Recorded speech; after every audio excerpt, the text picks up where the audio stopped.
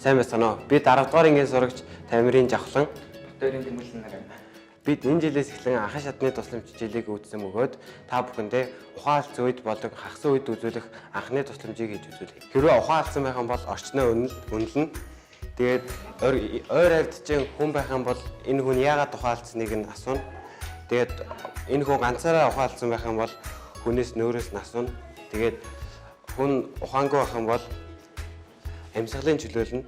Тохон дээр нь гараараа дарж амыг нь нээж ялган. Тэгээд тэрвээ амтны юм байх юм бол хуруугаараа ухаж авна. Тэгээд толгоон дээрээс нь хэвлийн хөдөлгөөнийг шалгана. Тэгээд мөн судасны цохилтыг нь шалгаж үүний дараа өвчүүнээс дээшээ нэг төө хэмжээ авч гараа ийм байрлалаар тохоогоо нугалахгүйгээр 30 удаа зүрхний массаж хийн. Тэгээд үүний дараа болохоор сафарын байралд оролцоно. Энэ сафарын байрал нь болохоор хилэндээ хахах эсвэл хахахгүй байхаас сэргийлж оруулж байгаа байрал. За одоо би та бүхэнд ингээ хагсан үед хэрхэн анхны тусламж үзүүлэхийг үзүүлье. Тэгээд ингээд нөгөөнийхөө хөлн хоёр хөлнийх нь хооронд нэг баруун мөдлөн хөлөө хийгээд өөр дөр баг зэргийн суулт өгөөд тэгээд урагшаа тонгоолгоод 5-6 удаа ингээд цогцолтоор ингээ урагшаа явуулна. Тэг шууд зохих юм бол хахах аюултай байдаг улмаас ингээ урагшаа зохидог.